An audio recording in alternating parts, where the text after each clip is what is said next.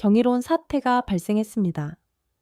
미국이 전 세계 군사력을 재편하기 위한 거대한 기획을 준비하는 과정에서 대한민국의 화력 비축량이 미국보다 무려 10배나 더 많다는 사실이 규명되었습니다. 더욱 충격적인 것은 한국이 보유한 이 막대한 잠재력과 기술력이 미국의 방위산업 전반을 근본적으로 뒤흔들고 있다는 점입니다. 과연 어떠한 변혁이 초래되었는지 깊은 의문을 품게 됩니다. 지금부터 전개될 서사는 독자 여러분에게 커다란 감동과 긴장감을 선사할 것입니다. 여러분의 기억에 오래도록 각인될 이 이야기에 끝까지 주목하여 주십시오. 금일 전달할 사례는 미국에서 파견된 알렉산더 리드 씨의 분석 보고서입니다. 사연을 시작하기에 앞서 좋아요와 구독을 눌러주시면 콘텐츠 제작에 지대한 동기부여가 됩니다. 이제 오늘의 사례를 힘차게 개진하겠습니다. 저는 알렉산더 리드입니다. 미국 국가안보회의 NSC에서 군사전략 분석관으로 임무를 수행하고 있습니다. 매일 아침 출근하면 제 업무 책상 위에는 세계 각국의 정보 보고서가 산처럼 누적되어 있습니다. 저의 핵심 임무는 그 방대한 보고서들을 분석하고 미국의 국가안보 정책 수립에 관한 전략적 조언을 제시하는 것입니다. 특히 최근과 같은 시기에는 고도의 긴장감이 감돌고 있습니다. 우크라이나 전쟁으로 인하여 러시아의 군사적 위협이 실질적으로 현실화되었고 중국은 대만을 향한 압박 수위를 점진적으로 격상시키고 있습니다. 이러한 국제 정세 속에서 세계 각국은 군사력 강화에 총력을 경주하고 있습니다. 매일 아침 회의실에 소집된 분석관들의 표정은 더욱 무거워져지고 있습니다. 우리는 현재 세계가 새로운 냉전의 국면으로 진입하고 있다고 판단했습니다. 리드, 러시아와 중국의 최신 무기 개발 현황은 어떠한가? 상관인 벤자민 국장의 질문에 저는 항상 완벽하게 준비된 자료를 제시하며 상세히 설명했습니다. 러시아는 초음속 미사일 개발에 성공하였으며 중국은 인공지능을 활용한 드론 기술 분야에서 상당한 진보를 이루고 있습니다. 그러나 바로 그날 저는 평소와는 현격히 다른 특이점을 발견했습니다. 세계 무기 거래 통계를 심층적으로 분석하던 중 예상치 못한 패턴이 명확하게 포착된 것입니다.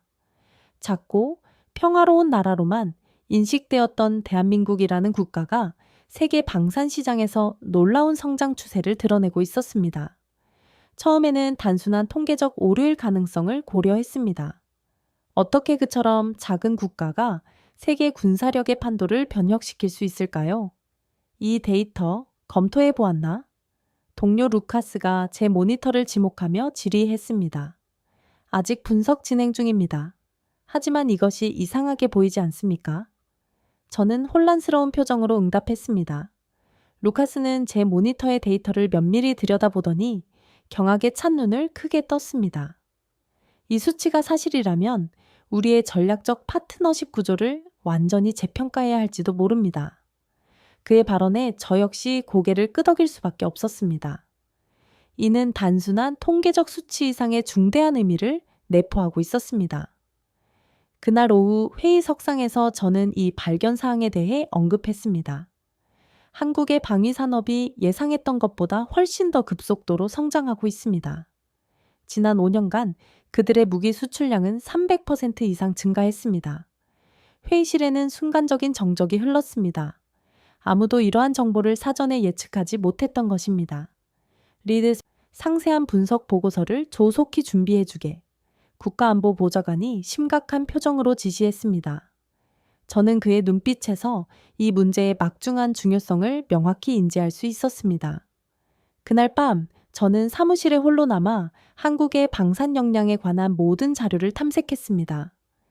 컴퓨터 화면의 푸른빛이 제 얼굴을 비추는 가운데 저는 점차적으로 더욱 놀라운 사실들을 발견하게 되었습니다.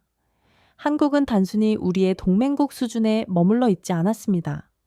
그들은 이미 세계 무기 시장에서 핵심적인 주요 행위자로 확고히 자리매김하고 있었습니다. 문건들을 검토하며 발견한 통계는 도저히 믿기 어려울 정도였습니다. 한국은 전차, 자주포, 장갑차 생산 분야에서 세계 최고 수준의 기술력을 확보하고 있었으며 최근에는 항공기 및 함정 분야에서도 경이로운 발전을 성취하고 있었습니다. 특히 그들의 K9 자주포는 세계 시장에서 독일의 전통적인 강자들을 밀어내며 우위를 점하고 있었습니다. 이것은 중대한 사안이다. 저는 나지막이 중얼거리며 자료를 출력했습니다.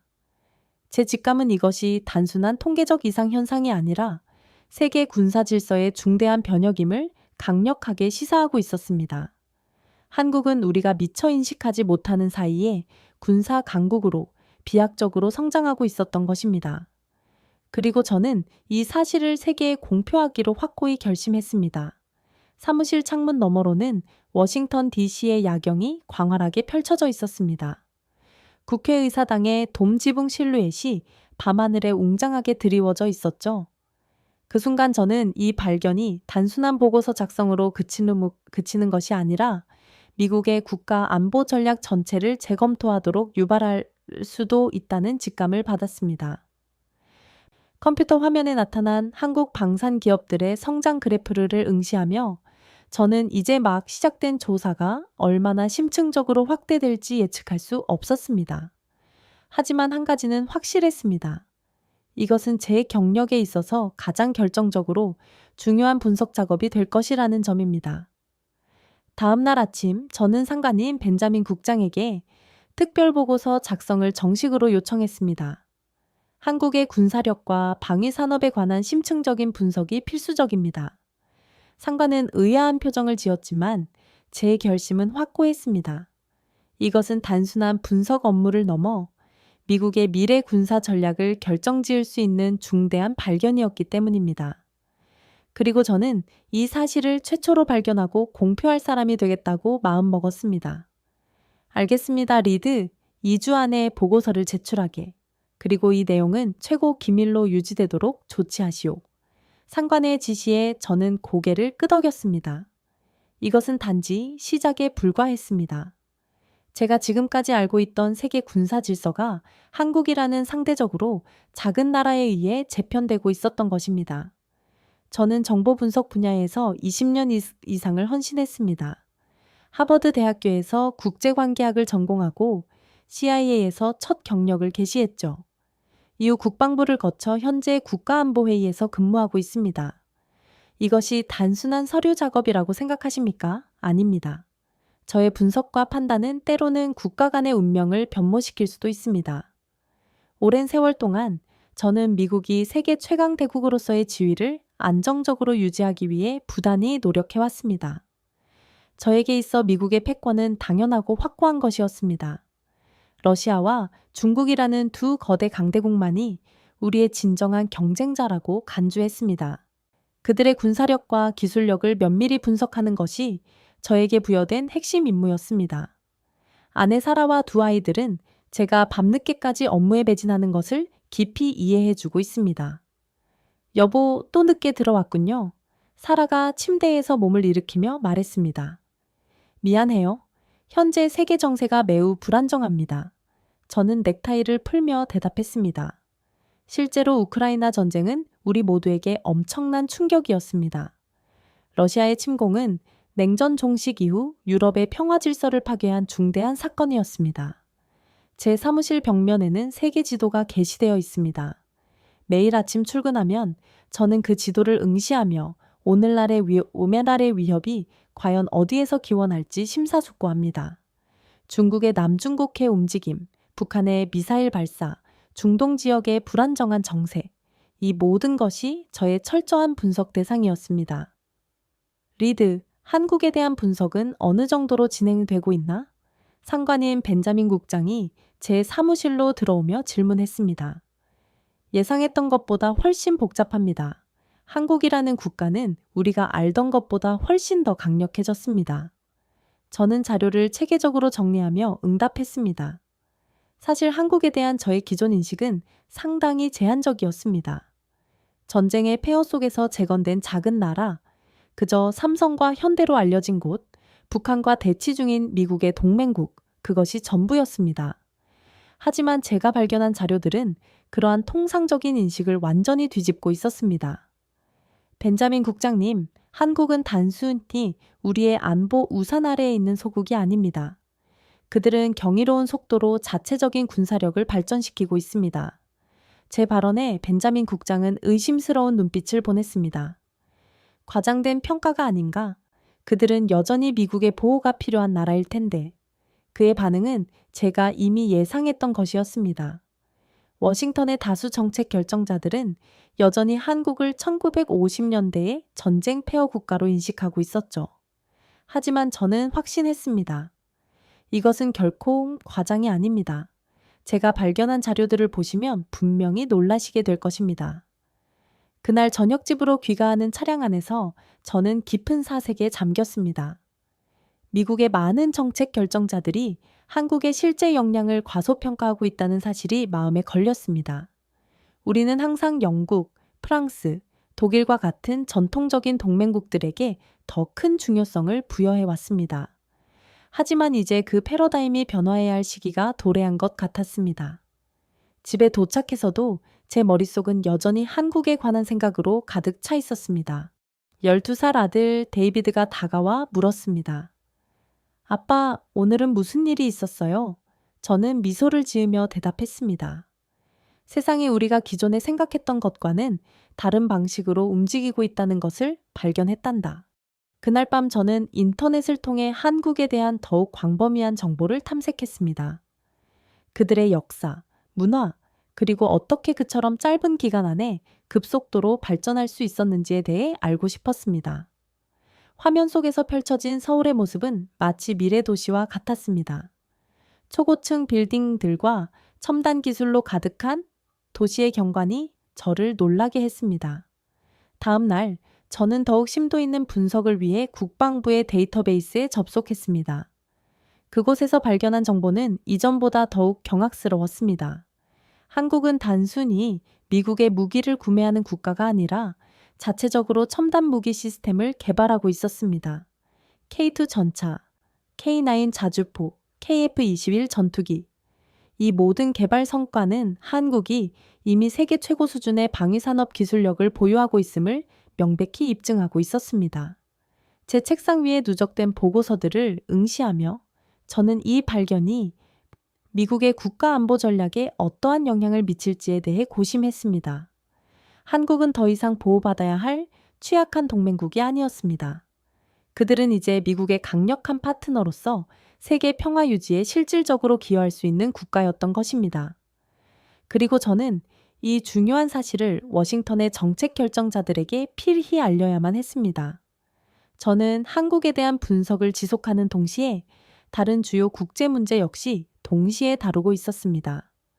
그 중에서도 가장 긴급한 현안은 미국과 일본 사이에 벌어지고 있는 첨예한 갈등이었습니다. 두 국가는 오랜 기간 동안 견고한 동맹 관계를 유지해 왔으나 최근 상황이 급변하기 시작했습니다.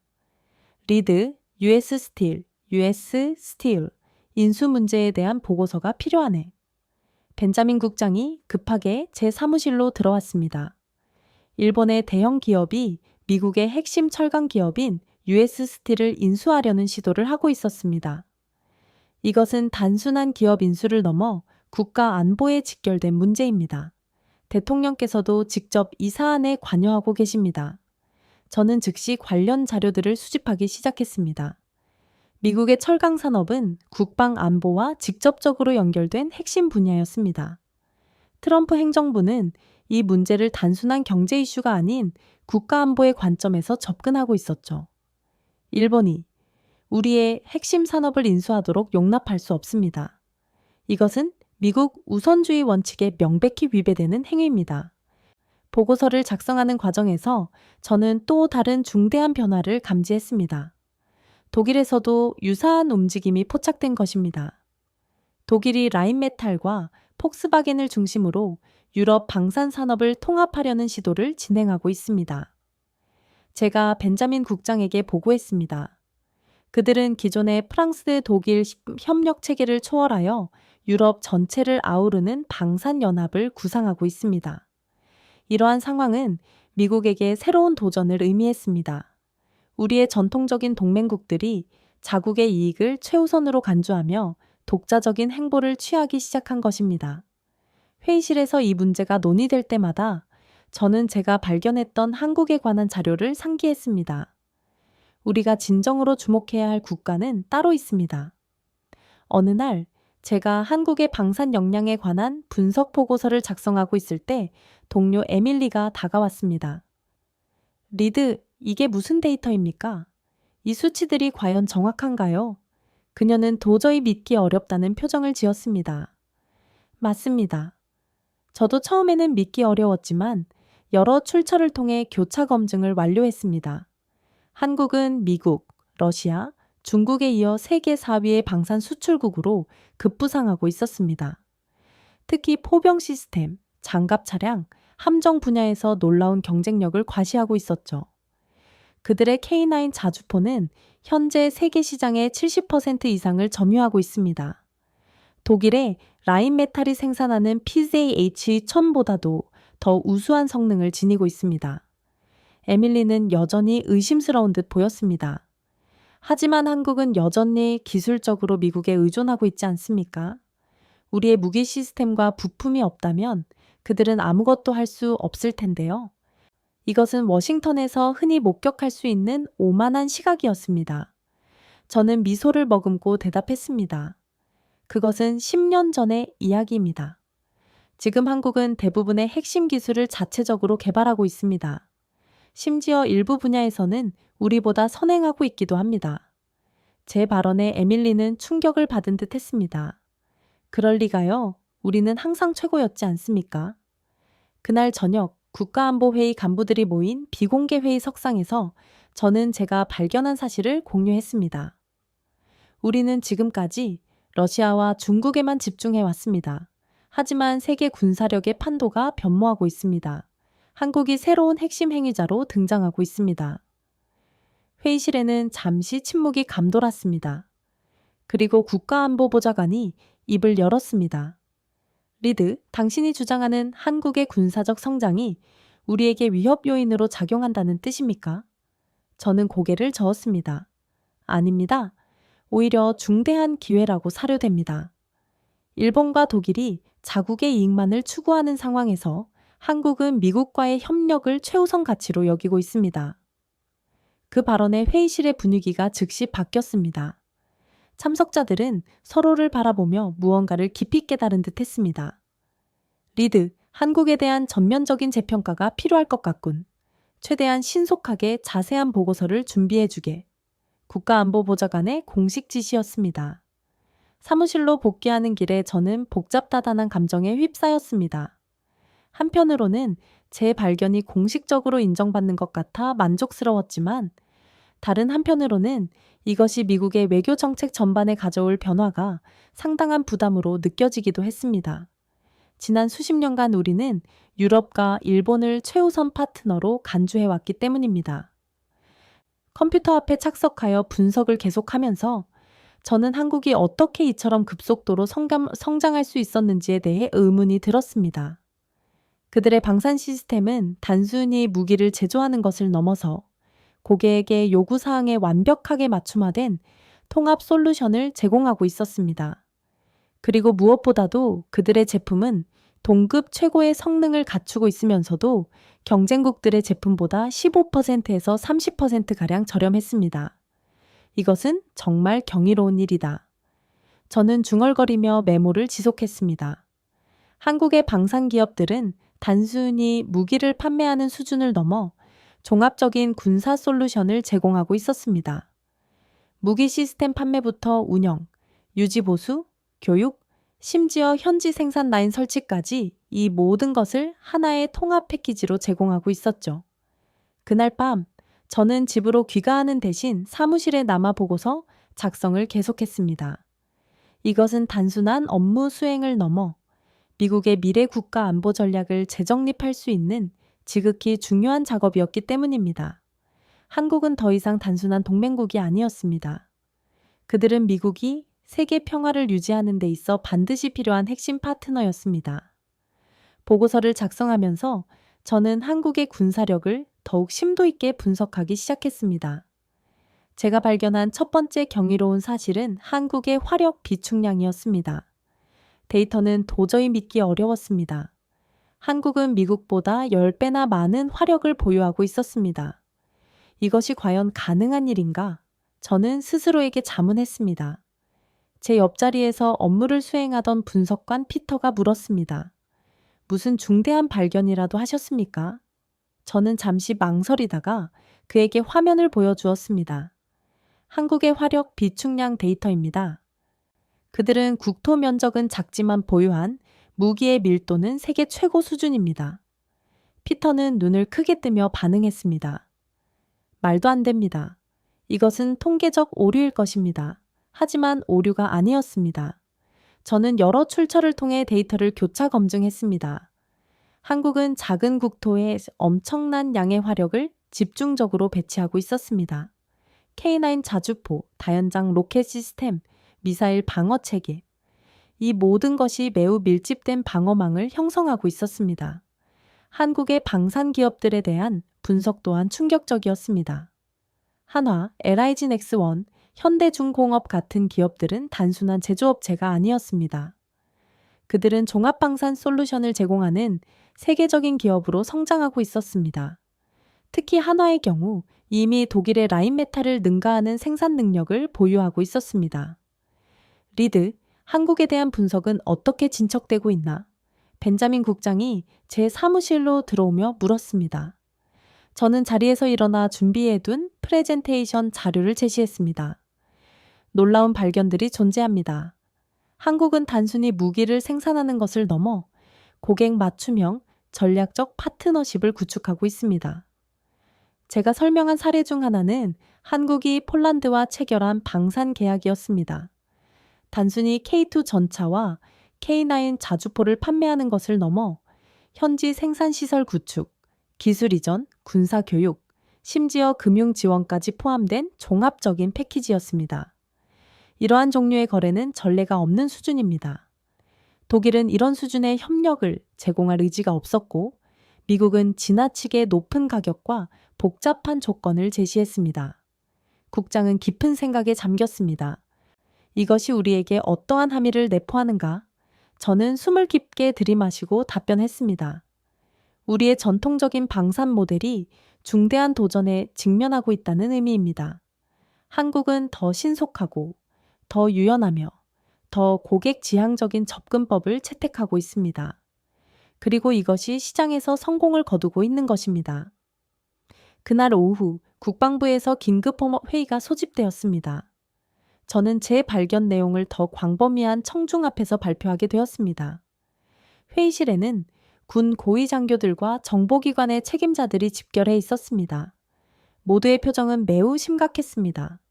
한국의 방산 기업들은 단순히 무기를 판매하는 것이 아닙니다. 그들은 완벽한 서비스를 제공하고 있습니다. 제 발표를 듣던 해군 제독이 질문했습니다. 구체적으로 어떤 의미입니까? 저는 슬라이드를 넘기며 설명했습니다. 그들은 무기 판매 이후에도 지속적인 지원을 제공합니다. 부품 공급, 성능 개량 업그레이드, 운영 교육, 심지어 현지 상황에 맞는 맞춤형 개조까지. 이 모든 것을 경쟁국들보다 더 저렴하고 신속하게 제공하고 있습니다. 회의실 내부의 분위기가 바뀌었습니다. 처음에는 의심과 불신이 가득했지만 이제는 진지한 숙고로 변모했습니다. 공군 장성이 입을 열었습니다. 그렇다면 우리의 유럽 동맹국들이 한국을 선택하는 것도 납득이 됩니다. 우리의 F-35보다 그들의 FA-50이 더 매력적일 수 있겠군요. 저는 고개를 끄덕였습니다. 맞습니다. FA-50은 F-35의 절반도 안 되는 가격에 80% 수준의 성능을 제공합니다.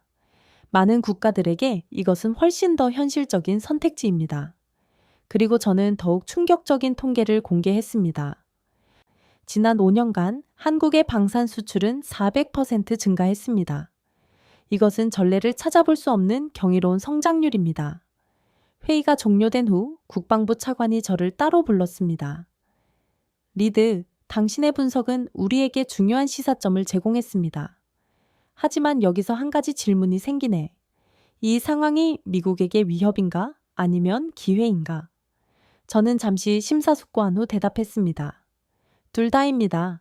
우리가 어떻게 대응 전략을 수립하느냐에 달려 있습니다. 사무실로 복귀하는 길에 저는 오늘 회의에서의 반응들을 되새겼습니다. 워싱턴의 많은 정책 결정자들이 여전히 세계를 냉전 시대의 렌즈로 바라보고 있었습니다. 그들에게 한국은 아직도 보호받아야 할 작은 동맹국 수준이었죠. 하지만 현실은 명확히 달랐습니다. 한국은 이미 세계 군사 질서를 재편하는 중이었습니다. 제 책상에 앉아 야근을 시작하며 저는 더욱 많은 데이터를 분석했습니다. 한국의 방산 전략은 단순한 무기 판매를 넘어선 안보 파트너십이었습니다. 그들은 고객 국가의 특수한 상황과 필요에 맞춘 맞춤형 솔루션을 제공했습니다. 폴란드, 호주, 아랍에미리트, 심지어 인도까지. 한국은 전통적인 서방 공급국들을 제치고 새로운 시장을 개척하고 있었습니다. 컴퓨터 화면에 나타난 수치들을 보며 저는 이것이 단순한 경제적 성공 이상의 의미를 갖는다는 것을 깨달았습니다. 한국은 자신들의 안보 전략을 전 세계로 확장하고 있었습니다. 그들의 무기 시스템이 각국에 배치될수록 한국의 군사적 영향력 또한 함께 증대되고 있었습니다. 이것은 새로운 유형의 소프트 파워이다. 저는 중얼거렸습니다. 한국은 문화, K-POP, 영화, 드라마들을 통한 소프트 파워와 더불어 이제 방위 산업을 통한 새로운 형태의 영향력을 구축하고 있었습니다. 그리고 놀랍게도 이 모든 것이 미국과의 동맹 관계를 훼손하지 않으면서 이루어지고 있었습니다. 그날 밤 저는 집에 돌아가는 대신 사무실에서 취침했습니다. 다음 날의 발표가 너무나 중요했기 때문입니다. 제 분석이 정확하다면 미국은 한국과의 관계를 근본적으로 재정립해야 했습니다. 더 이상 보호자와 피보호자의 관계가 아닌 진정한 파트너로서 서로를 대해야 했습니다. 그리고 이것은 워싱턴의 오랜 관성에 도전하는 일이었습니다. 창밖으로 보이는 워싱턴의 밤 풍경을 응시하며 저는 다음 날의 발표가 가져올 파장을 상상했습니다. 이것은 단순한 정보 브리핑이 아니라 미국의 글로벌 전략을 제고하게 만드는 중대한 계기가 될 것이었습니다. 그리고 저는 그 변화의 중심에 서 있었습니다. 다음 날 아침, 저는 제 평생에서 가장 중요하다고 할 수 있는 브리핑을 준비하고 있었습니다. 국가안보회의 전체 회의에서 한국의 군사력과 방산 역량에 대한 최종 분석 결과를 발표하게 되었습니다. 회의실에는 국방부 장관부터 합참의장, CIA 국장, 그리고 다양한 부처의 고위 관리들이 참석했습니다. 알렉산더 리드 분석관의 브리핑을 시작하겠습니다. 사회자의 소개에 저는 단상에 올랐습니다. 모든 참석자의 시선이 저에게 집중되었습니다. 저는 숨을 깊게 들이마시고 발표를 시작했습니다. 오늘 제가 공유할 분석 내용은 우리의 기존 인식을 크게 변모시킬 수 있는 중대한 내용을 담고 있습니다. 지난 수개월간 한국의 군사력 및 방위 산업에 대해 심층 연구한 결과 한국은 더 이상 우리가 알던 그 작은 동맹국이 아니라는 결론에 도달했습니다. 슬라이드를 넘기며 저는 한국의 방산 수출 통계를 제시했습니다. 2025년부터 2025년까지 한국의 방산 수출은 175억 달러에서 450억 달러로 증가했습니다. 이것은 단순한 성장이 아닙니다. 이것은 세계 방산 시장의 지각 변동입니다. 다음 슬라이드에서는 저는 한국의 무기 시스템과 세계 최고 수준으로 간주되는 미국, 러시아, 독일, 프랑스의 무기 시스템을 비교 분석했습니다. 놀랍게도 한국의 K2 전차는 미국의 M1A2 에이브람스와 독일의 러파드 2A7과 동등한 성능을 입증하고 있었습니다. 특히 현대적 전장 환경에 최적화된 전자 시스템과 방어력 측면에서는 오히려 더욱 뛰어난 면모가 있었습니다. 회의실에서는 작은 동요가 발생했습니다. 미 육군 참모총장이 의심스러운 표정으로 질문했습니다. 그 데이터는 어디에서 확보한 것인가? 저는 자신감 있게 대답했습니다. 실전 테스트 결과와 아랍에미리트, 폴란드 등 여러 국가의 평가 자료를 종합한 것입니다. 특히 폴란드는 독일의 러파드2와 미국의 에이브람스를 모두 운용해 본 후 K2 전차를 대량 구매하기로 최종 결정했습니다. 그의 표정이 변화했습니다. 이제는 의심보다는 깊은 관심이 더 컸습니다. 저는 계속해서 한국의 K9 자주포, KF-21 전투기, 해군 함정 등 다양한 무기 시스템에 대한 분석 결과를 공유했습니다. 모든 사례에서 한국은 세계 최고 수준의 성능을 갖추면서도 가격은 20%에서 30%가량 저렴했습니다. 하지만 가장 주목해야 할 핵심 요소는 한국의 방산 기업들이 보여주는 파트너십 정신입니다. 저는 다음 슬라이드로 이동했습니다. 그들은 단순히 무기를 판매하는 것이 아니라 고객 국가의 산업 발전과 기술 자립을 적극적으로 지원합니다. 이것은 우리가 전통적으로 고수해온 접근법과는 완전히 차별화되는 것입니다. 국방부 차관이 질문했습니다. 그렇다면 한국은 미국의 방위 산업에 중대한 위협이 된다는 주장인가요? 이것은 회의실 모두가 궁금해하던 핵심 질문이었습니다. 저는 잠시 숙고한 후 대답했습니다. 위협이 아니라 기회로 인식해야 합니다. 한국은 독자적인 기술력을 갖추고 있지만 여전히 미국과의 협력을 매우 중시합니다. 폴란드 계약의 경우 K2 전차에는 미국의 파워팩과 통신 시스템이 탑재됩니다. 이것은 한국이 어떻게 미국과의 파트너십을 유지하면서도 자신들의 강점을 극대화하는지를 보여주는 명확한 사례입니다. 그 발언에 회의실의 분위기가 미묘하게 변모했습니다. 참석자들은 서로 눈빛을 교환하며 무언가를 깨달은 듯 했습니다. CIA 국장이 입을 열었습니다. 우리는 한국을 지나치게 과소평가해 왔군. 그들은 이미 러시아와 중국 다음으로 강력한 군사력을 보유한 국가로 발전했습니다. 맞습니다. 저는 동의했습니다. 하지만 러시아와 중국과는 달리 한국은 우리의 가장 신뢰할 수 있는 동맹국입니다. 그들의 성장은 우리에게 위협이 아니라 세계 평화 유지에 지대한 도움을 제공합니다. 브리핑이 끝난 후 국가안보보좌관이 저를 따로 호출했습니다. 리드, 경이로운 분석이었습니다. 당신의 시각이 우리에게 완전히 새로운 관점을 제시해 주었어. 대통령께서도 이 보고서에 깊은 관심을 가지실 것입니다. 그의 말에 저는 겸손하게 고개를 숙였지만 내심 커다란 뿌듯함을 느꼈습니다. 사무실로 복귀하는 길에 저는 깊은 생각에 잠겼습니다. 지난 몇 개월간 한국을 연구하면서 저는 단순히 군사적 능력뿐만 아니라 그들의 문화와 정신까지 이해하게 되었습니다. 한국인들의 빨리빨리 문화, 위기를 기회로 변모시키는 능력, 그리고 완벽을 추구하는 장인 정신.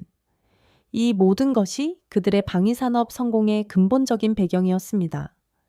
제 책상에 앉아 오늘의 브리핑을 되돌아보며 저는 이제 한국을 완전히 새로운 시각으로 바라보게 되었다는 것을 자각했습니다. 그들은 더 이상 보호받아야 할 취약한 동맹국이 아니었습니다. 한국은 세계 평화와 안보의 중요한 축으로 확고히 자리 잡은 강력한 파트너였습니다. 특히 인상적이었던 것은 한국의 외교적 유연성이었습니다. 그들은 미국과의 동맹 관계를 견고히 유지하면서도 중국, 러시아, 중동, 유럽 등 다양한 국가들과 협력 관계를 능동적으로 구축하고 있었습니다. 이것은 냉전 시대의 이분법적 사고방식에서 벗어난 21세기형 외교의 모범 사례였습니다. 그날 밤 집으로 귀가하는 길에 저는 워싱턴 기념탑을 바라보았습니다.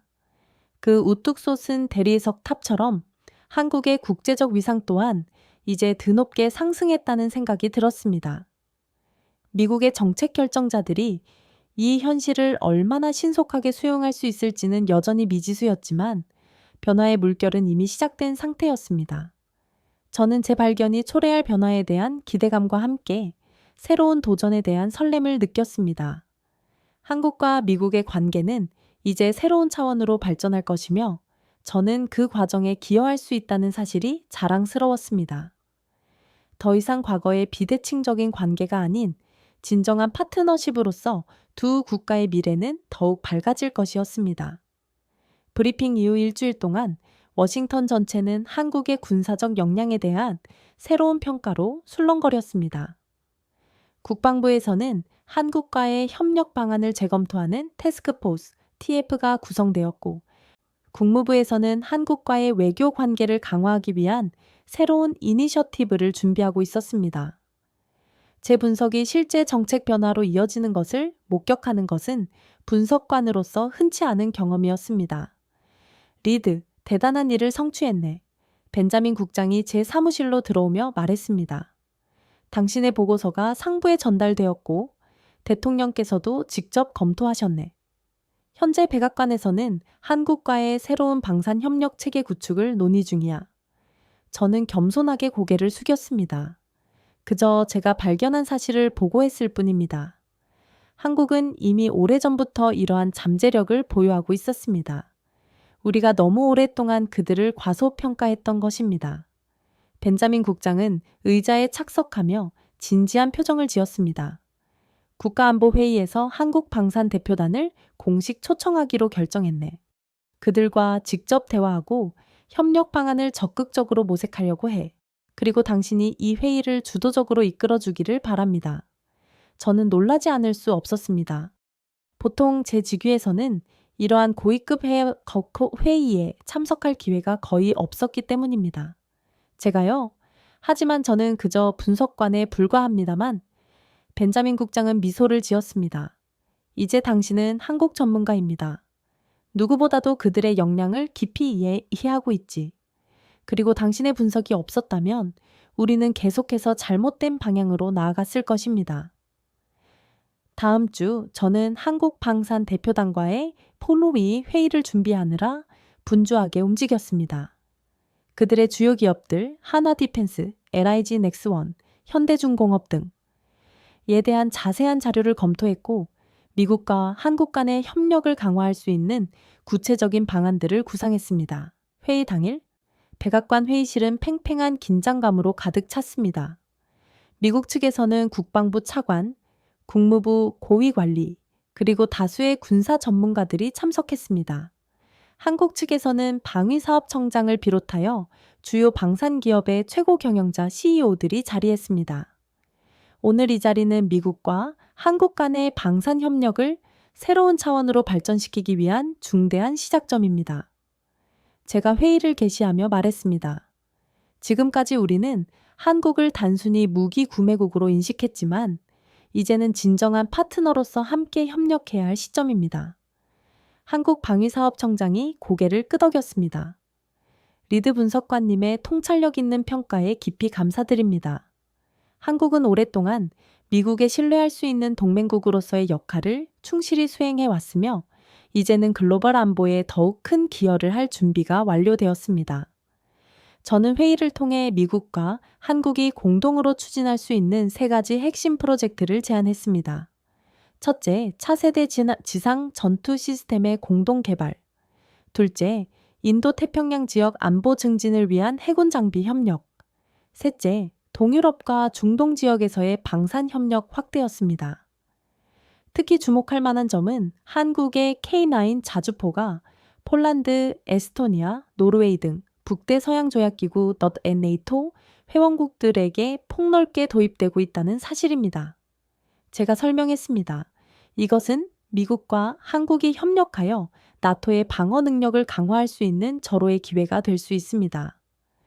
회의는 예상했던 것보다 훨씬 더 생산적으로 진행되었습니다. 한국 대표단은 겸손하면서도 자신감 넘치는 태도로 그들의 기술력과 생산 능력을 소개했고 미국 측은 그들의 역량에 깊은 인상을 받았습니다. 특히 한국의 신속한 개발 주기와 탁월한 비용 효율성은 미 국방부 관리들의 집중적인 관심을 끌었습니다. 우리가 새로운 무기 시스템을 개발하는데 보통 15년에서 20년이 소요되는 반면 한국은 어떻게 7-8년 만에 완성할 수 있는지 궁금합니다. 국방부 차관이 질의했습니다. 한화디펜스의 CEO가 답변했습니다. 우리는 빨리빨리 문화를 내재하고 있습니다. 하지만 그것이 품질을 희생한다는 의미는 결코 아닙니다. 우리는 효율적인 의사결정 구조와 민간 군사 협력 체계를 완벽하게 갖추고 있습니다.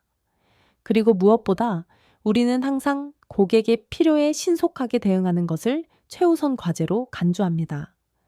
회의가 막바지에 이르렀을 때 국가안보보좌관이 중대한 발표를 했습니다. 오늘의 심도 깊은 논의를 바탕으로 대통령께서는 미국 한국방산협력 특별 태스크포스 TF 서머리를 설립하기로 최종 결정하셨습니다. 이 태스크포스는 양국 간의 방산 협력을 전략적 차원에서 효과적으로 조율하게 될 것입니다. 그리고 알렉산더 리드 분석관이 미국 측 공동의장을 맡게 될 것입니다. 저는 깜짝 놀랐습니다. 이것은 전혀 예상치 못한 발전이었습니다. 그동안의 노력이 이처럼 거대한 인정으로 이어지게 될 줄은 꿈에도 생각하지 못했습니다. 큰 영광입니다. 최선을 다해 이 중요한 임무를 완수하겠습니다. 한국 대표단은 박수로 환영의 뜻을 표했고 회의장은 새로운 파트너십의 시작을 축하하는 분위기로 충만했습니다. 미국과 한국은 이제 단순한 동맹을 넘어 세계 안보 질서를 함께 주도해 나갈 핵심 파트너가 된 것입니다. 회의가 끝난 후 한국 방위사업청장이 저에게 다가왔습니다. 리드 분석관님, 당신의 통찰력 있는 분석이 없었다면 이러한 중대한 변화는 불가능했을 것입니다. 한국은 오랫동안 미국의 그늘 아래에서 자신의 역량을 충분히 인정받지 못했습니다. 당신이 그 인식을 변화시키는데 결정적인 역할을 해주셨습니다. 저는 겸손한 미소를 지었습니다. 저는 그저 사실을 보고했을 뿐입니다. 한국의 뛰어난 역량은 이미 그 자체로 증명되고 있었습니다. 단지 우리가 그것을 제대로 인식하지 못했을 뿐입니다.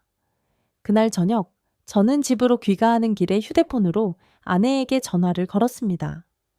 여보, 오늘 정말 큰 일이 있었어요. 제 목소리에서는 벅찬 흥분이 느껴졌을 것입니다. 내가 새로운 미국 한국 방산협력 태스크포스의 공동의장이 되었어요. 아내 사라는 기뻐했지만 동시에 염려도 했습니다. 대단하네요. 하지만 그렇다면 더 바빠지는 건 아닌가요? 저는 웃으며 대답했습니다. 맞아요. 더 바빠질 것입니다. 하지만 이것은 정말로 중요한 일입니다. 세계 평화와 안보에 실질적으로 기여할 수 있는 기회란 말입니다. 집에 도착해 아이들을 품에 안으며 저는 오늘의 성취가 단순히 제 개인적인 성공을 초월하여 더 큰 의미를 갖는다는 것을 느꼈습니다. 한국과 미국의 새로운 파트너십은 더욱 안전한 세계를 구축하는 데 이바지할 것이며 그 과정에 제가 일조할 수 있다는 사실이 자랑스러웠습니다. 이것은 제 분석관 경력에서 가장 중요한 순간이었고 또한 미국과 한국 관계의 새로운 장을 여는 역사적인 전환점이었습니다. 그로부터 6개월이 경과한 지금 저는 워싱턴에서 개최되는 미국 한국 방산협력 1차 연례회의를 준비하고 있습니다. 지난 반년 동안 일어난 변화는 저의 예상을 훨씬 뛰어넘었습니다. 미국과 한국의 방산 협력은 상상 이상으로 급속히 발전했습니다. 리드, 발표 자료 준비는 완료되었나? 벤자민 국장이 제 사무실로 들어오며 물었습니다. 저는 자신감 있게 고개를 끄덕였습니다. 모든 준비가 완료되었습니다. 지난 6개월간의 성과를 체계적으로 정리했고 향후 계획 또한 포함시켰습니다. 오늘의 회의는 단순한 보고 세션이 아니었습니다. 미국과 한국의 정부 고위 관료들 뿐만 아니라 주요 방산 기업의 CEO들, 군 지도부, 그리고 심지어 일부 나토 회원국 대표들까지 참석하는 매우 중요한 행사였습니다. 한국의 군사적 역량이 세계적으로 공식 인정받는 순간이 될 것이었습니다. 회의장에 들어서자 저는 많은 참석자들로 가득 찬 장소에 잠시 압도되는 느낌을 받았습니다. 제가 그저 하나의 분석 보고서로 시작했던 일이 이처럼 거대한 변화를 초래할 줄은 알지 못했습니다. 단상에 올라 청중을 바라보며 저는 지난 여정을 되돌아보았습니다. 신사숙녀 여러분, 오늘 이 자리에 여러분을 모시게 되어 영광입니다. 제 인사말과 함께 회의가 시작되었습니다. 6개월 전 우리는 미국과 한국 간의 방산 협력을 새로운 차원으로 발전시키기 위한 첫걸음을 내디뎠습니다. 오늘은 그 성과를 검토하고 앞으로의 비전을 공유하는 시간이 될 것입니다.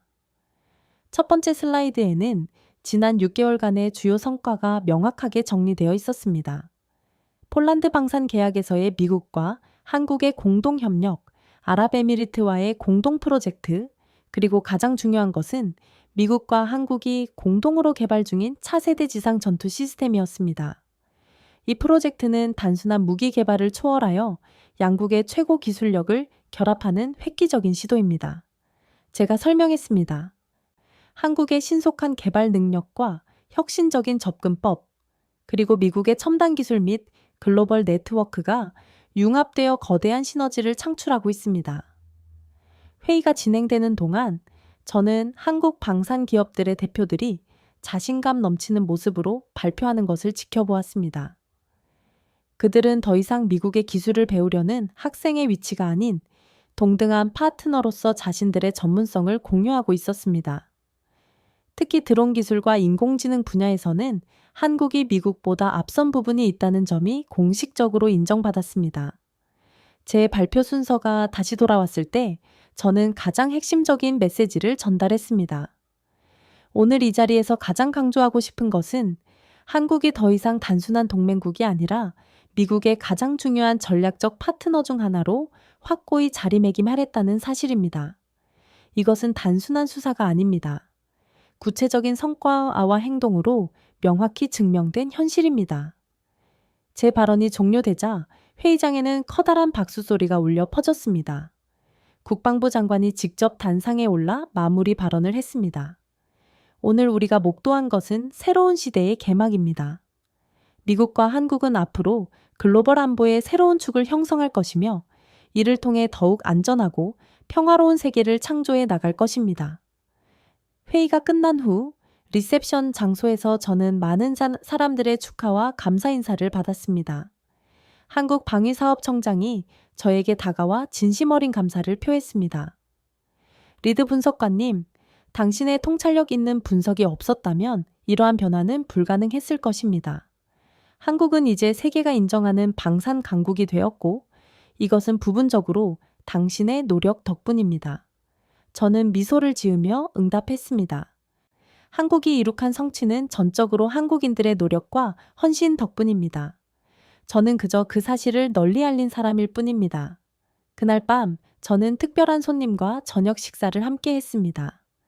전 합참의장으로 제가 젊었을 때부터 존경해온 인물이었습니다. 리드, 자네가 이룬 성과에 대해 축하를 보내네. 그가 와인잔을 들며 말했습니다. 하지만 더 중요한 것은 자네가 우리의 사고방식을 변화시켰다는 점일세. 우리는 너무 오랫동안 세계를 냉전 시대의 렌즈로 바라봤어. 이제는 새로운 파트너십의 시대가 개시되었네.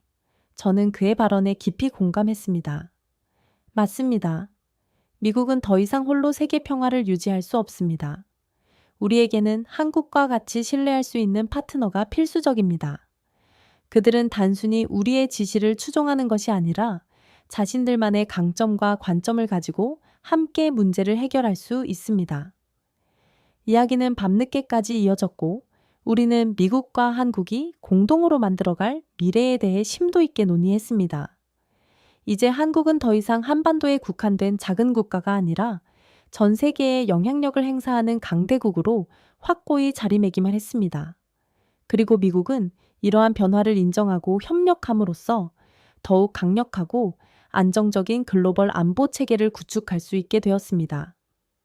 다음 날 아침, 저는 펜타곤에서 개최될 후속 미팅을 위해 준비하고 있었습니다. 책상 위에는 지난밤 한국 대표단이 선물한 전통 도자기가 놓여 있었습니다.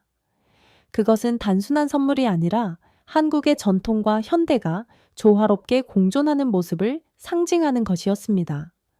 마치 수천 년의 역사를 지닌 국가가 현대적 강대국으로 거듭난 한국 자체를 닮은 물건이었습니다.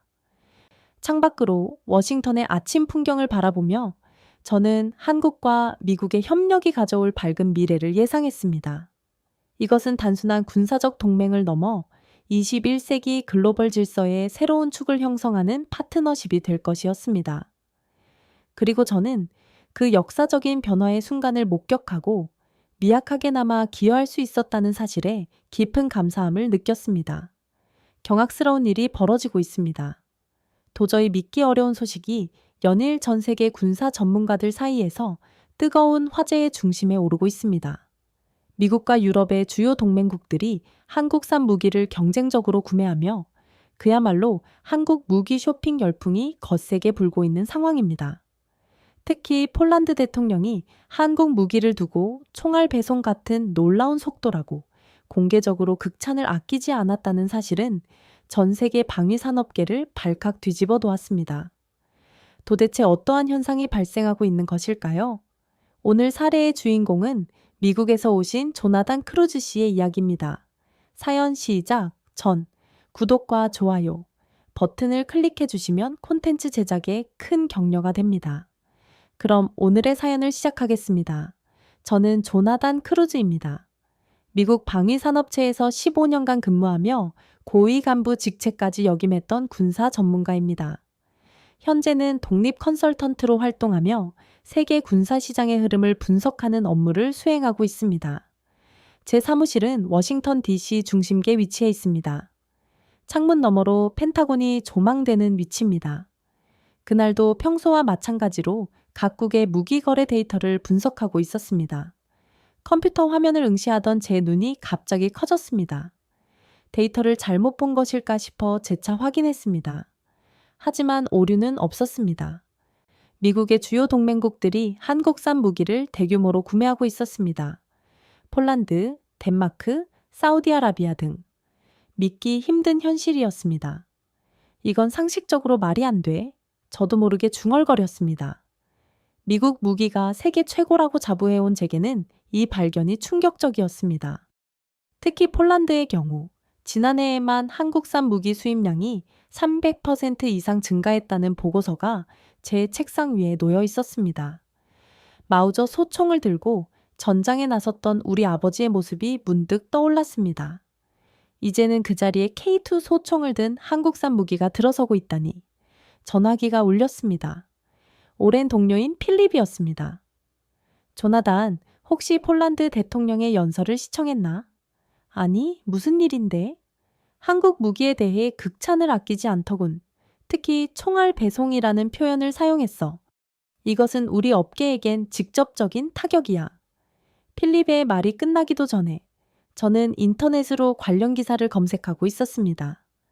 유럽 국가들의 안보 불안이 고조되면서 무기 구매 수요가 폭발적으로 증가하고 있었습니다. 그런데 그들이 선택한 공급처는 미국이 아닌 한국이었습니다.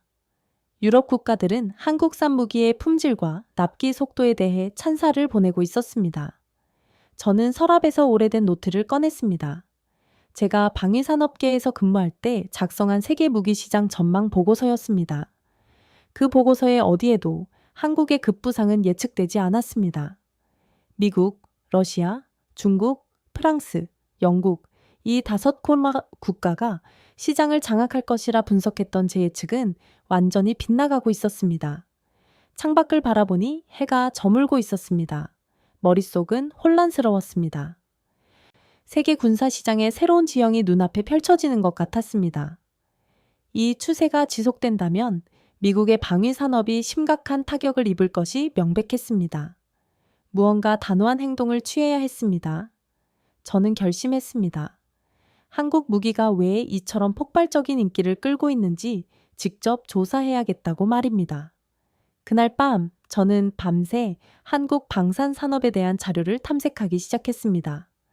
처음에는 단순한 호기심이었지만 점차 깊이 파고들수록 놀라운 사실들이 드러났습니다. 한국은 이미 세계 8위 무기 수출국으로 성장했고 그 성장세는 다른 어떤 국가보다도 가파른 상태였습니다. 이것이 과연 가능한 일인가? 컴퓨터 화면에 떠오른 수치들이 믿기지 않았습니다. 폴란드와의 계약 내용을 상세히 살펴보니 K2 전차, K2인 자주포, F5 오브레딥, 경공격기 등 다양한 무기 체계를 대규모로 구매했다는 사실을 알게 되었습니다. 계약 금액만 해도 약 150억 달러. 이는 폴란드 역사상 최대 규모의 무기 구매 계약이었습니다. 특히 저를 놀라게 했던 것은 폴란드 대통령의 인터뷰 내용이었습니다. 우리는 러시아의 위협에 대비하여 긴급하게 무기를 확보해야 했습니다. 미국과 유럽 국가들은 2년에서 3년 후 납품이 가능하다고 했지만 한국은 1년 내 배송을 약속했죠. 이것이 바로 총알 배송입니다. 그의 말에 저도 모르게 실소가 나왔습니다. 제가 근무했던 회사에서는 최소 3년의 납기를 보장하는 것이 큰 자랑거리였으니까요. 한국이 1년 안에 같은 품질의 무기를 제공한다는 것은 상상조차 할 수 없는 일이었습니다. 아랍에미리트, 호주, 이집트까지. 전 세계 국가들이 한국산 무기를 찾고 있었습니다.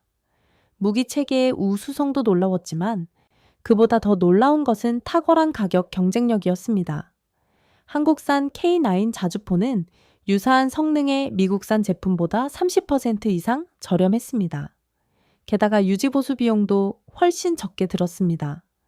다음 날 아침 커피를 마시며 생각에 잠겼습니다. 제 오랜 업계 지인인 스티븐에게 전화를 걸었습니다. 스티븐, 한국 방산에 대해 알고 있는 게 있나? 조나단, 한국 얘기가 왜 나와? 아, 폴란드 계약 때문인가? 맞아. 도대체 어떻게 그런 계약을 따낼 수 있었는지 궁금해서. 스티븐의 웃음소리가 전화기 너머로 들려왔습니다.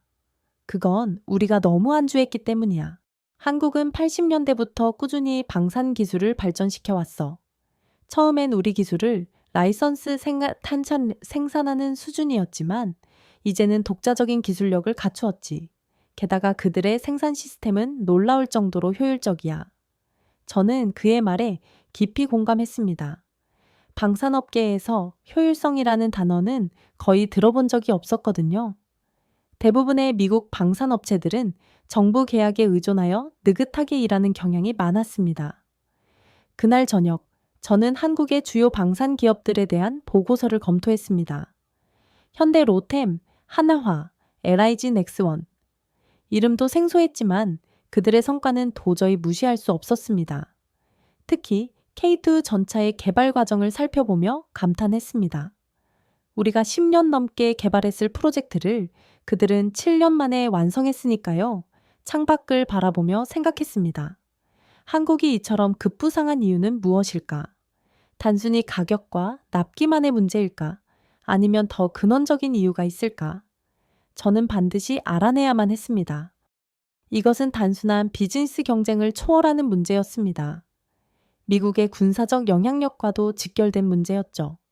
컴퓨터 앞에 다시 착석하여 이메일을 작성했습니다.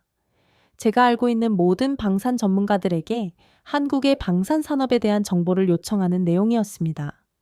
이제야말로 본격적인 조사가 시작된 것입니다. 지난밤 보낸 이메일에 대한 답장이 속속 도착하기 시작했습니다.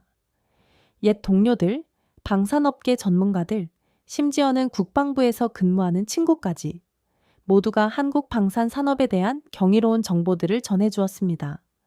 그 내용들을 종합해보니 더욱 충격적인 사실이 드러났습니다. 이건 우리의 문제였어. 자료를 정리하며 중얼거렸습니다. 제가 몸담았던 미국 방위산업계의 문제점들이 하나둘 머릿속에 떠올랐습니다. 비효율적인 시스템, 지나치게 복잡한 관료주의, 그리고 끝없는 예산 초과와 일정 지연. 이러한 문제들을 우리는 너무 오랫동안 당연한 것으로 여겨왔습니다. 마치 그것이 고성능 무기를 제조하는 데 필연적인 과정인 것처럼 말입니다. 책상 위에는 제가 마지막으로 참여했던 프로젝트의 보고서가 놓여 있었습니다. F-35 전투기 개발 과정이었죠. 당초 예산보다 무려 50% 이상 초과된 비용, 7년이나 지연된 일정. 그리고 여전히 해결되지 않은 수많은 기술적 결함들. 이것이 미국 최고의 방산 프로젝트의 현주소였습니다. 조나단, 당신 글 잘 읽었어요. 펜타곤에서 일하는 제 친구 줄리아의 전화였습니다. 어떻게 생각해요? 우리가 정말 경쟁력을 상실하고 있는 건가요? 솔직히 말씀드리자면 그렇습니다. 줄리아의 목소리가 진지해졌습니다. 우리는 너무 오랫동안 안주했습니다. 한국은 상황이 다르죠. 그들은 생존을 위해 방위 산업을 발전시켰습니다. 북한과의 대치 상황에서 자국 방어를 위한 절박함이 존재했던 것입니다. 줄리아의 말에 깊이 공감했습니다. 미국은 오랜 기간 세계 최강의 군사력을 가진 국가로서 경쟁자가 부재했습니다. 그래서 혁신보다는 안정에 더 큰 가치를 두었던 것입니다. 반면에 한국은 끊임없이 발전해야만 했습니다. 그들에게 군사력은 생존의 문제였기 때문입니다. 저는 컴퓨터 화면에 한국의 군사 예산 추이를 띄워놓고 분석했습니다. 한국은 국내 총생산 GDP의 약 2.8%를 국방비로 지출하고 있었으며 그중 상당 부분을 연구개발 R&D에 투자하고 있었습니다. 이는 미국의 연구개발 비율보다도 높은 수치였습니다. 또 하나 놀라운 점은 한국의 방산 기업들이 민간 기업이라는 사실이었습니다. 그들은 정부 지원에만 의존하지 않고 시장에서 치열하게 경쟁하며 성장해 왔습니다. 그 결과 비용 효율성과 혁신성을 동시에 갖출 수 있었던 것입니다. 창가에 서서 펜타곤 건물을 바라보았습니다. 그곳에서 근무하는 수천 명의 관료들, 그리고 그들이 만들어내는 복잡한 규정과 제도들. 과연 이 시스템으로 한국의 속도를 따라잡을 수 있을까? 의문이 들었습니다. 저는 노트북을 꺼내 새로운 보고서를 작성하기 시작했습니다. 제목은 미국 방산산업의 위기와 한국의 부상이었습니다. 처음에는 단순히 개인적인 분석이었지만 곧 이 보고서가 제 인생을 바꿀 것이라는 사실은 알지 못했습니다. 우리는 변화해야 합니다. 글을 쓰며 생각했습니다. 더 이상 과거의 영광에 안주할 수 없습니다. 보고서를 작성하면서 문득 깨달았습니다. 이것은 단순히 미국과 한국의 경쟁 문제가 아니었습니다. 이는 전 세계 안보 환경이 어떻게 변모하고 있는지를 보여주는 중요한 신호였습니다. 그리고 저는 그 변화의 중심에 서 있었죠. 보고서를 완성한 다음 날, 저는 브뤼셀에서 열리는 나토 방위산업 컨퍼런스에 참석하기로 결정했습니다. 세계 각국의 군사 전문가들과 직접 만나 이야기를 나눌 절호의 기회였습니다. 워싱턴에서 브뤼셀까지의 비행기 안에서 저는 최근 유럽의 안보 상황에 대한 자료들을 검토했습니다.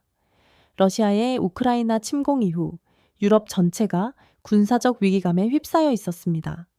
브뤼셀 공항에 도착하자마자 덴마크 국방부 관계자인 안데르센과의 약속이 있었습니다. 그는 제 오랜 친구이자 동료로 최근 덴마크의 국방정책 변화에 깊이 관여하고 있는 인물이었습니다. 조나단, 오랜만이네. 안데르센이 공항 카페에서 저를 반갑게 맞이했습니다. 안데르센, 만나서 반갑네. 어떻게 지내는가? 악수를 나누며 물었습니다. 바빠. 너무 바빠. 그의 표정이 심각해졌습니다. 러시아의 우크라이나 침공 이후 모든 것이 달라졌어. 덴마크 정부는 국방 예산을 GDP의 2%까지 증액하기로 결정했고 새로운 무기 도입을 서두르고 있지. 저는 커피를 마시며 질문했습니다. 그래서 한국산 무기를 선택했다고 들었는데 구체적인 이유가 무엇인가? 안데르센은 잠시 생각하더니 대답했습니다. 솔직히 말하자면 선택의 여지가 없었어. 우리는 당장 무기가 필요했지. 미국이나 독일은 최소 3년은 기다려야 한다고 했지만 한국은 1년 내에 납품을 약속했어. 게다가 품질은 서구 무기와 비교해도 전혀 뒤지지 않았지. 그의 말을 듣고 있으니 가슴이 묵직해졌습니다. 미국산 무기의 품질은 세계 최고이지만 그 긴 납기 기간과 복잡한 구매 절차가 동맹국들에게 심각한 부담이 되고 있었습니다. 반면 한국은 이러한 시장의 틈새를 정확히 공략했던 것입니다. 컨퍼런스장에 도착하자 폴란드 대표단과 마주쳤습니다. 그들은 최근 한국과 체결한 대규모 무기 계약에 대해 열띤 논의를 하고 있었습니다. 우리에게 K2 전차와 K9 자주포는 단순한 무기 이상의 의미를 지닙니다. 폴란드 국방부 장관이 너희 연설대에서 말했습니다. 이것은 러시아의 위협에 맞서는 우리의 확고한 의지의 표현이죠. 한국은 우리와 같은 상황을 수십 년간 겪어왔기에 우리의 절박함을 깊이 이해합니다. 그의 말에 참석자들이 공감하듯 다 고개를 끄덕였습니다. 저는 뒷자리에서 그 모습을 지켜보며 미국이 이제까지 누려온 군사적 영향력이 서서히 약화되고 있다는 냉정한 느낌을 받았습니다. 컨퍼런스가 끝난 후 저는 폴란드 대표단의 군사 전문가인 바르텍을 만났습니다. 그는 K2 전차의 성능에 대해 열정적으로 설명했습니다. 미국의 M1A 에이브람스와 비교해도 전혀 뒤떨어지지 않습니다. 오히려 일부 기능은 더 우수하죠. 예를 들어 자동 장전 시스템은 승무원 수를 줄일 수 있게 해주고 고급 전자 장비는 현대 전장에 최적화되어 있습니다. 저는 그의 말을 경청하며 메모했습니다. 미국산 M15A 에이브람스는 1980년대부터 지속적으로 성능이 개량되어 왔지만 기본 설계는 40년 전 그대로였습니다. 반면 K2는 처음부터 21세기 전장을 염두에 두고 설계된 최신의 전차였습니다.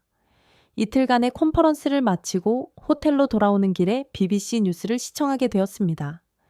영국도 한국산 군함 도입을 검토 중이라는 보도였습니다. 영국까지도 저는 충격을 받았습니다. 영국은 전통적으로 자국 방산업체의 제품을 우선시해 왔었기 때문입니다. 호텔방에 돌아와 노트북을 열고 자료를 정리했습니다. 이제 한국의 방산 수출이 전 세계로 확대되고 있다는 사실은 명백했습니다. 특히 유럽에서의 성공은 미국 방산업계에 중대한 위협이 되고 있었습니다. 다음 날 아침 저는 벨기에 국방부 관계자인 프랑수아와 아침 식사를 함께 했습니다. 그는 나토의 무기 표준화 업무를 담당하고 있었습니다. 조나단, 흥미로운 변화가 일어나고 있어 그가 말했습니다.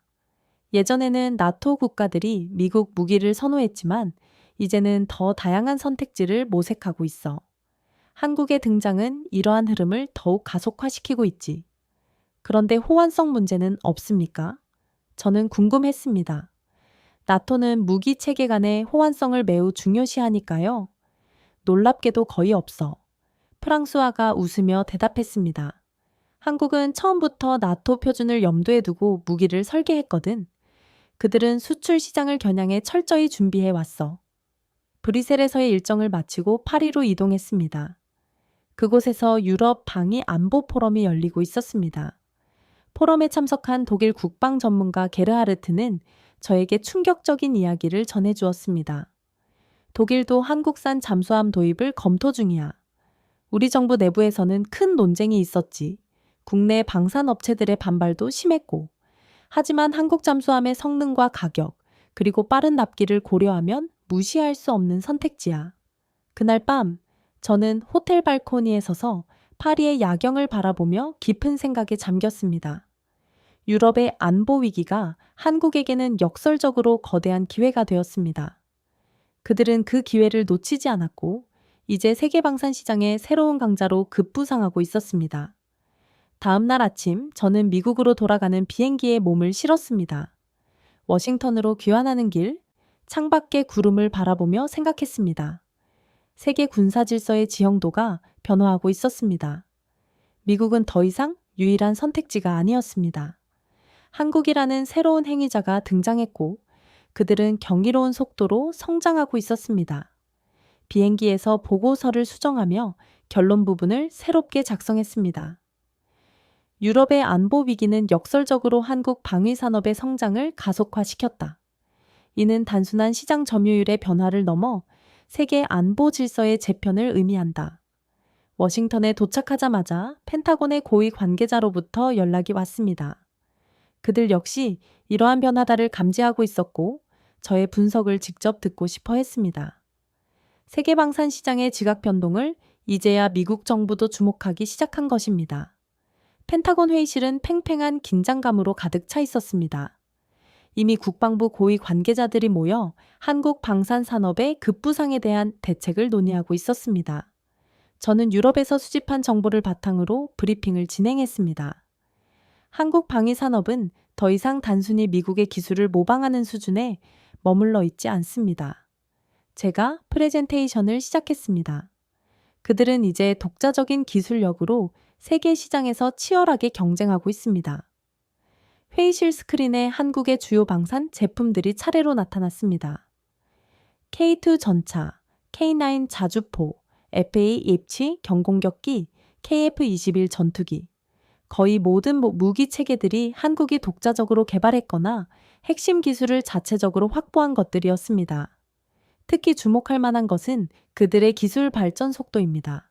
슬라이드를 넘기며 설명했습니다. 10년 전만 해도 한국은 대부분의 첨단 무기를 수입에 의존했지만 지금은 거의 모든 주요 무기 체계를 자체적으로 생산할 수 있는 능력을 완벽하게 갖추었습니다. 국방부 차관보가 질문했습니다. 그들이 이렇게 빠르게 성장할 수 있었던 비결은 무엇인가요? 세 가지 요소가 결정적이었습니다. 제가 대답했습니다. 첫째, 정부의 일관된 지원입니다. 한국 정부는 방위산업을 국가 핵심 산업으로 강력하게 육성해 왔습니다. 둘째, 효율적인 연구 개발 시스템이죠. 그들은 제한된 예산으로 최대의 효과를 창출하는 데 탁월합니다. 마지막으로 민간 기업의 적극적인 참여입니다. 한국의 대기업들이 방산 분야에 적극적으로 투자하면서 첨단 기술 확보가 가속화되었습니다. 회의실은 잠시 침묵에 빠졌습니다. 제 설명이 그들에게 깊은 충격을 주었던 것 같았습니다. 한 장성이 입을 열었습니다. 조나단, 당신의 분석에 따르면 우리는 한국을 어떻게 바라봐야 합니까? 경쟁자인가요? 아니면 협력자인가요? 저는 잠시 생각에 잠겼습니다. 두 가지 모두로 인식해야 합니다. 그들은 분명 세계 방산 시장에서 우리의 경쟁자가 되고 있지만 동시에 가장 중요한 동맹국이기도 합니다. 중국과 러시아에 맞서는 공동의 안보 이익을 공유하고 있으니까요. 회의가 끝난 후 국방부 연구개발국의 엘레나 박사가 저를 따로 불렀습니다. 그녀는 아시아 방산 전문가로 한국 방산 산업을 오랫동안 연구해 왔습니다. 조나단, 당신의 분석은 매우 정확합니다. 하지만 한 가지 더 주목해야 할 부분이 있습니다. 그녀가 자신의 태블릿을 보여주며 말했습니다. 한국은 이미 다음 단계를 준비하고 있어요. 인공지능을 활용한 무인 전투 시스템, 스텔스 기술, 그리고 하이퍼소닉 미사일까지. 그들의 기술 로드맵은 매우 야심찹니다.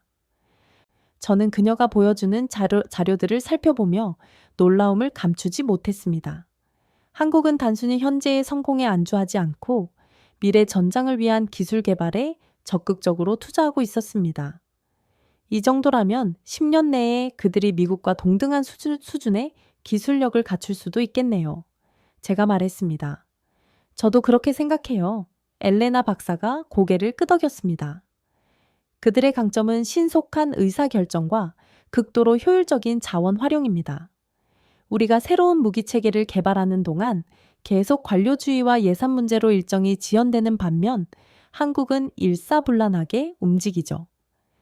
펜타곤을 나와 택시를 타고 호텔로 돌아가는 길에 생각이 많았습니다. 오랫동안 미국 방위산업계에 몸담았던 제게 이러한 변화는 충격적이었습니다. 그러나 한편으로는 한국의 성공 사례가 미국에게 중요한 교훈을 제시할 수 있다는 생각도 들었습니다. 호텔에 도착하자마자 노트북을 열고 한국의 주요 방산 기업들에 대한 더욱 상세한 조사를 시작했습니다. 현대 로템, 하나화 디펜스, LIG 넥스원, KAI. 이 회사들의 최근 10년간 성장세는 경이로웠습니다. 특히 눈에 띄었던 것은 그들의 연구개발 투자 비율이었습니다. 매출의 10% 이상을 R&D 투자하는 기업들도 많았습니다. 이는 미국 방산업체들의 평균 투자율보다 훨씬 높은 수치였습니다. 밤늦게까지 자료를 검토하던 중 문득 한국의 방산 전시회인 ADX 영상을 발견했습니다. 2023년 서울에서 개최된 이 전시회에는 세계 각국의 방산 관계자들이 참석했다고 합니다. 영상 속에서 외국 바이어들이 한국산 무기에 깊은 관심을 보이는 모습이 인상적이었습니다. 10년 전만 해도 상상할 수 없었던 광경이군. 제가 중얼거렸습니다. 영상을 보던 중 한 인터뷰가 특히 관심을 끌었습니다. 한국 방산기업 임원과의 인터뷰였습니다. 우리의 목표는 단순히 무기를 판매하는 것이 아닙니다. 우리는 고객 국가와 함께 성장하기를 희망합니다. 그래서 기술 이전, 현지 생산, 공동 개발 등 다양한 협력 모델을 제시하고 있습니다. 이 말에 깊은 인상을 받았습니다.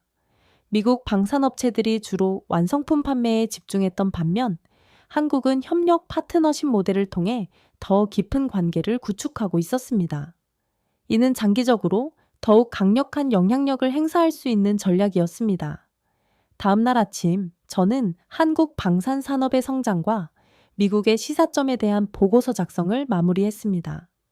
이 보고서는 국방부뿐만 아니라 여러 방위산업체 임원들에게도 공유될 예정이었습니다. 마지막 문단을 작성하면서 최종 결론을 내렸습니다.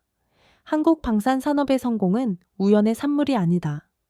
그들은 체계적인 전략, 효율적인 시스템, 그리고 미래를 내다보는 비전을 통해 세계 시장에서의 입지를 확고히 했다. 미국은 이러한 변화를 단순한 위협으로만 볼 것이 아니라 자국 방위산업 혁신의 중대한 계기로 삼아야 할 것이다. 보고서를 완성하고 창밖을 바라보았습니다. 워싱턴의 하늘은 맑았지만 방위산업의 미래는 그리 분명하지 않았습니다. 한 가지 확실한 것은 한국이 이제 무시할 수 없는 강자로 떠올랐다는 사실이었습니다. 보고서가 공개되자 예상치 못한 파장이 발생했습니다. 단 하루 만에 주요 방산업체 CEO들로부터 연락이 빗발쳤습니다. 그들은 모두 한국의 부상에 대한 더욱 상세한 정보를 원했습니다. 특히 제 분석의 핵심인 한국 방산업체들이 어떻게 그렇게 효율적으로 운영되는지에 관심이 집중되었습니다. 조나든, 당신의 보고서가 업계의 폭탄을 투하했군요. 로키드 마틴의 부사장인 로버트가 전화로 말했습니다. 그렇게까지 받아들여질 줄은 예상하지 못했습니다. 제가 대답했습니다. 솔직히 말하자면 우리도 한국의 성장을 주시하고 있었습니다. 하지만 그들이 이처럼 신속하게 유럽 시장을 장악할 줄은 예상하지 못했죠. 특히 폴란드 계약은 정말 충격이었습니다. 로버트의 목소리에서 깊은 걱정이 느껴졌습니다. 그는 30년 넘게 방위산업계에서 일해온 베테랑이었지만 이러한 상황은 처음이라고 했습니다. 한국 기업들과의 협력 방안을 검토 중입니다. 경쟁만으로는 해결될 문제가 아니라고 판단합니다. 그의 말에 동의했습니다. 경쟁보다는 협력이 더 현명한 접근법이라는 생각이 들었습니다. 그날 오후 국방부에서 긴급한 회의가 소집되었습니다. 주제는 미국 방위산업의 경쟁력 강화 방안이었습니다. 저는 특별 자문위원 자격으로 참석했습니다. 회의실에 들어서자 긴장된 분위기가 역력했습니다. 국방장관을 비롯한 고위 관료들과 주요 방산업체의 대표들이 모여 있었습니다. 그들의 표정은 모두 심각했습니다. 여러분, 오늘 우리가 이 자리에 모인 이유는 명확합니다. 국방장관이 회의를 개시했습니다. 미국의 방위산업이 심각한 도전에 직면해 있습니다. 한국을 비롯한 새로운 경쟁자들이 우리의 전통적인 시장을 잠식하고 있죠. 장관의 발언에 회의실이 술렁였습니다. 이러한 공개적인 인정은 매우 이례적인 일이었습니다. 조나단 크루즈 씨를 모셨습니다.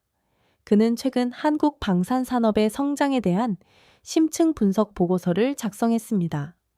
오늘은 그의 견해를 청취하고 우리의 대응 방안을 함께 논의하겠습니다. 모든 시선이 저에게 집중되었습니다. 저는 침착하게 발표를 시작했습니다. 한국 방산 산업의 성공은 세 가지 핵심 요소에 기인합니다. 효율적인 생산 시스템, 고객 중심의 접근법, 그리고 미래지향적 기술 개발입니다. 프레젠테이션을 진행하며 한국 기업들의 구체적인 성공 사례를 제시했습니다. 특히 그들이 어떻게 납기를 단축하고 비용을 절감하면서도 최고 품질을 유지하는지 상세히 설명했습니다. 가장 큰 우려사항은 유럽 시장입니다. 우리의 전통적인 동맹국들이 한국산 무기를 선택하고 있습니다. 폴란드, 노르웨이, 핀란드. 이 추세가 지속된다면 나토 내에서 우리의 영향력이 크게 약화될 수 있습니다. 회의실이 다시 술렁였습니다. 국방부 차관이 질문했습니다. 한국 제품의 품질은 어떻습니까? 정말 미국산과 비교할 만한 수준인가요? 네, 충분히 비교할 만합니다. 제가 단호하게 대답했습니다. 일부 분야에서는 우리보다 앞서 있기도 합니다. 예를 들어 K9 자주포는 현재 시장에서 가장 뛰어난 성능을 자랑하고 있습니다. 그들은 실전 경험은 부족할지 모르지만 기술력은 이미 세계 최고 수준에 도달했습니다. 보잉의 CEO가 발언권을 얻었습니다. 우리가 우려해야 할 점은 단순한 현재 시장 점유율이 아닙니다. 한국이 방산 기술의 주도권을 가져가면 그들은 미래 기술 표준까지 설정할 수 있게 됩니다. 이는 장기적으로 더욱 큰 위협이 될 수 있습니다. 그의 말에 깊이 공감했습니다. 무기 시스템의 기술 표준을 주도하는 국가가 궁극적으로 세계 안보 질서에서 더 큰 영향력을 행사하게 되기 때문입니다. 회의는 열띤 토론으로 이어졌습니다. 어떤 이들은 한국과의 경쟁을 더욱 강화해야 한다고 주장했고, 다른 이들은 협력을 통해 상생의 길을 모색해야 한다고 역설했습니다. 한 가지 분명한 것은 모두가 이 상황을 매우 심각하게 받아들이고 있다는 점이었습니다. 회의가 끝난 후 국방장관이 저를 개인적으로 불렀습니다. 조나단, 당신의 분석이 매우 큰 도움이 되었습니다. 한 가지 부탁이 있는데 한국을 직접 방문하여 그들의 방산 산업을 더욱 자세히 조사해 주실 수 있겠습니까? 우리가 배울 점이 무엇인지, 어떻게 대응해야 할지 더 깊이 이해하고 싶습니다. 갑작스러운 제안이었지만 저는 망설임 없이 수락했습니다.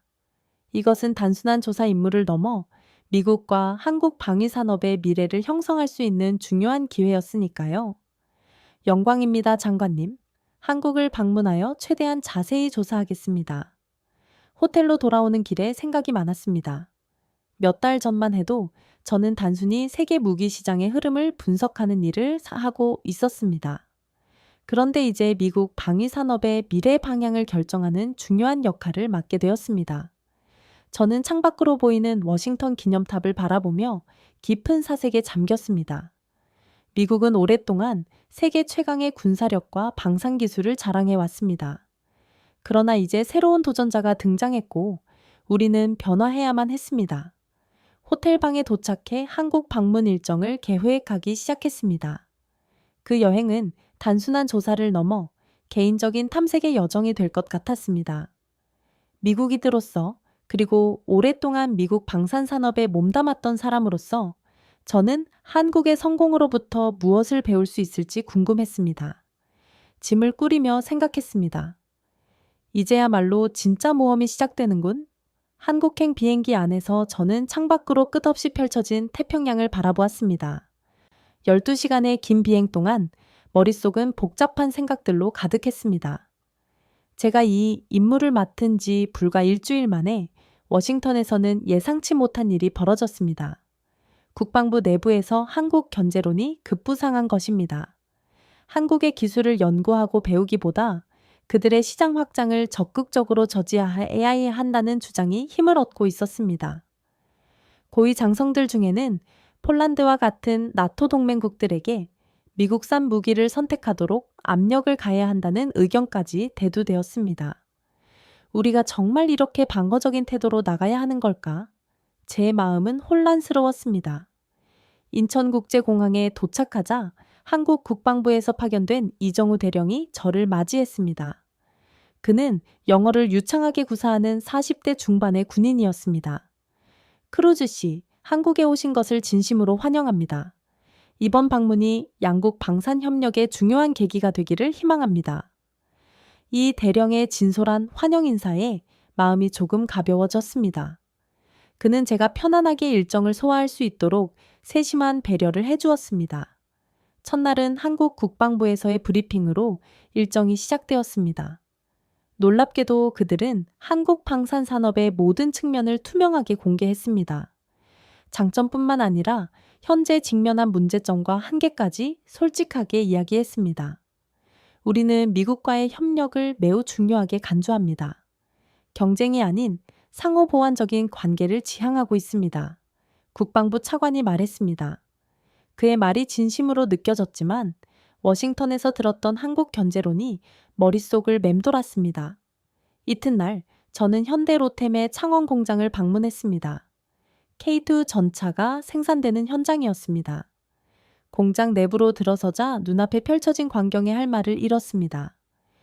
최첨단 자동화 시스템, 정밀한 품질 관리 프로세스, 그리고 숙련된 엔지니어들이 조화롭게 움직이고 있었습니다.